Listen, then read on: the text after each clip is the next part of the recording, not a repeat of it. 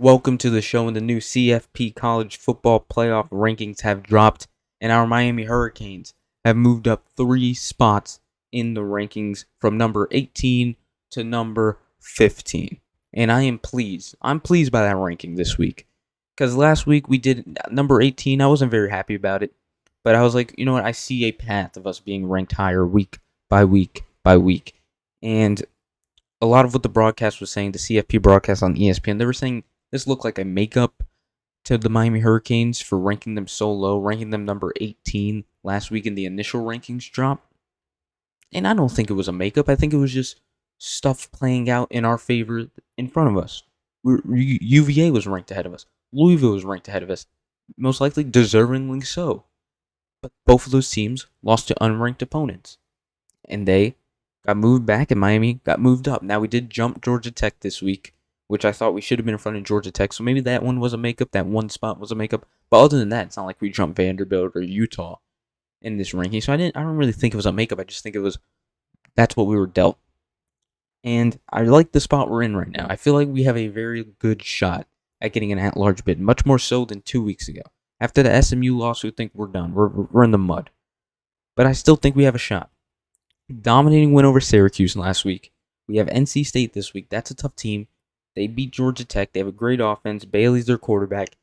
They're good. But right now we're worried about winning out. That's the number one.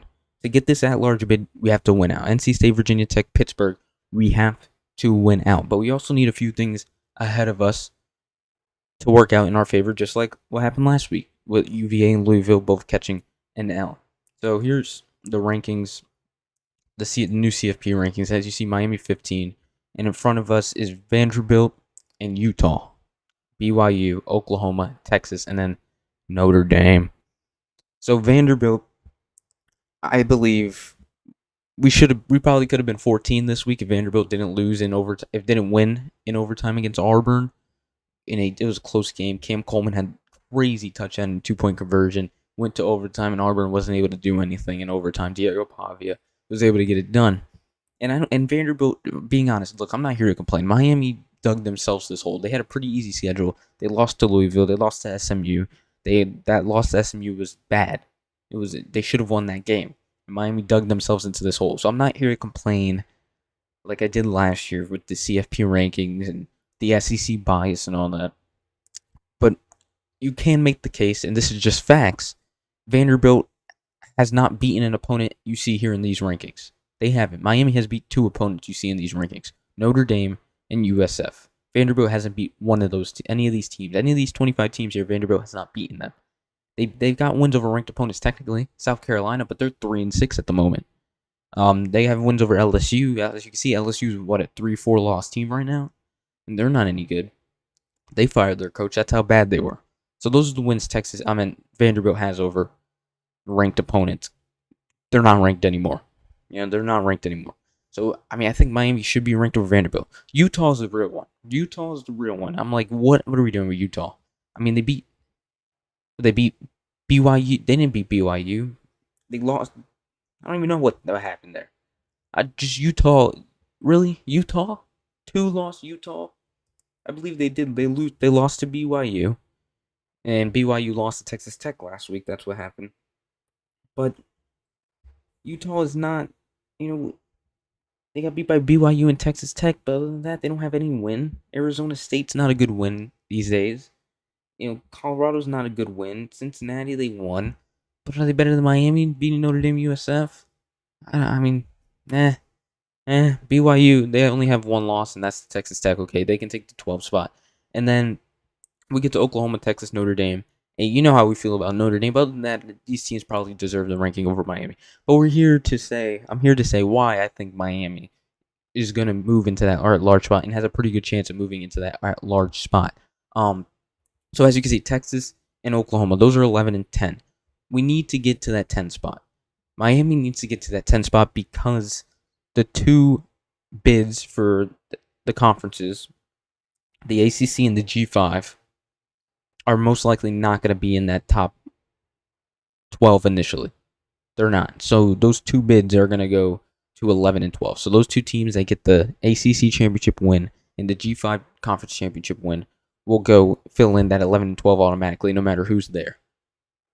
So we'll need to get into that 10 spot to not get kicked out by a conference winner, which Miami's probably not going to go to the ACC Championship and win it, barring a miracle. Their path to the ACC Championship is pretty improbable. So we need to get into that 10 spot. And to get to that 10 spot, it's very possible. Oklahoma, they have a tough schedule. They face Alabama this week. So number 4 ranked Alabama. They face Mizzou and LSU. And if they lose one of those games, I believe Miami will jump them. A 3-loss Oklahoma team should not be in playoff contention, SEC or not. Now, wouldn't doubt if the committee made the case for them, just like they did Alabama last year. But they have a tough schedule. Bama, Mizzou, and LSU. And then Texas. Texas also has 2 even tougher teams to play. They play Georgia and Texas A&M, 2 top 5 teams.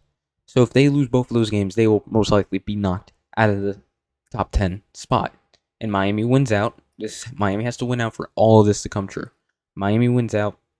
They can do it. Now, 14, 13, and 12. To get to 11, to get to 10, we have to jump 14, 13, and 12, and 11. I just explained 11 and 10. 12, BYU has 3 tough Big 12 matchups. They have TCU in there, Baylor, and then they have number 25, Cincinnati. So those are 3 tough matches for BYU. And I think if they lose one, Miami should jump them. Now, Utah has 3 Big 12 matchups also. That's what it is. Utah has 3 Big 12 matchups. TCU, Baylor, and I think Kansas State on the schedule. And then Vanderbilt, number 14, we have to jump also. They have Tennessee the last week of the season. Before that, they have Kentucky, which is not a good team. But Tennessee, I think that needs to be a win for Tennessee in that rivalry game. As you see, number 23. Tennessee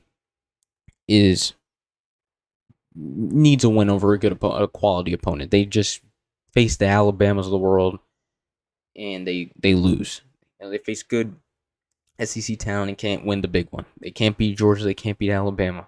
They need to win over a good SEC opponent. So I think that would be a good one. That's a problem. I think Tennessee has a shot in beating Vanderbilt in that game with that high-powered offense, Joey Aguilar and them. They can beat Vanderbilt. Vanderbilt's nothing to laugh at. But also, what I wanted to say is Miami also has the shot by winning out. And even if Vanderbilt beats Tennessee and Utah beats these teams at the end and BYU beats these teams at the end, they also have a shot at still getting the at-large bid, in my opinion. Because as you can see, number 22, Pitt, is there. And they're ranked. And that's Miami's last game of the season is against Pitt at Pitt. So Pitt just so happens to have Georgia Tech and Notre Dame on the schedule to come. Notre Dame this week, I believe it's about a 10-point spread in Notre Dame's favor. If Pitt can get the miracle done and beat Notre Dame, not only would that drop Notre Dame out of that top 10, they would be able to then be compared to Miami. Miami would then hopefully obviously jump them because they have not only beat them, but Notre Dame would have 3 losses. So that gives a team for Miami to jump. They would also face and especially if Pitt beats Georgia Tech after they beat Notre Dame, that would be a top, 13 versus 15 matchup for Miami. And if Miami gets it done against a number 15 team or a pretty good ranked team in Pitt, if they were able to get 2 ranked wins in a row, I think that would put Miami in that top 10 conversation also. So Pitt beating Notre Dame this week, and then Miami facing Pitt and beating them, that's a great, great scenario. Now, you may make the case that if Notre Dame loses, that would take away the credibility of them beating a great out-of-conference opponent, which is really the factor that's separating them from Louisville and UVA. No. Because if we beat the team that beat them, not only does Notre Dame drop, we beat a good solid team, and we go up majorly. So I think, as I said, I laid that all out. It's probably just immensely confusing. It's probably extremely confusing. But if you go to the rankings and you look at each of these teams' schedules ahead of us, and you look at the Pitt matchup and hope and pray that it's a quality matchup between 2 decently ranked teams, there is a true chance of Miami getting that at-large bid. And I like our odds. For the hole we dug ourselves, I like our odds to make the CFP. And that Notre Dame win is really holding us up, but at the same time, it's annoying because we know we beat Notre Dame, and we see Notre Dame at that number 9 spot, and we're like, how the hell is it like that? And you know what's crazy is the committee got everyone's like 1v1 matchups correct when it comes to rankings, like putting the team that beat the team over them, or however you want to say it. For example, UVA beat Louisville, and UVA is one rank ahead of Louisville, but they didn't get the ones with Miami correct. Like, Louisville beat Miami, but they're ranked below Miami, and Miami beat Notre Dame, but Miami's lower than Notre Dame. So hypothetically, Louisville should be number 9 in the country. But everybody else they got correct. USC beat Michigan. Michigan is number 18, and USC is number 17. They got all these other ones correct. Alabama beat Georgia, and Alabama's number 4. They got all these ones correct, but they didn't get the Miami one correct, of course. But and same thing with Texas, Oklahoma. Texas beat Oklahoma, but Texas is ranked, and Texas is ranked. They got every one of these correct except the ones that involved Miami, which is just this committee. Just Miami is just like so hard for them to comprehend.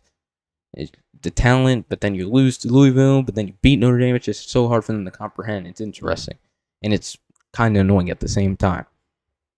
But other than that, that's what I got. Canes, I see the path. I see the vision. Don't lose hope just yet.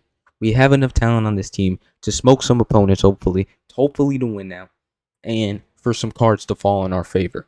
Other than that, got nothing else for you. Let's go, Canes.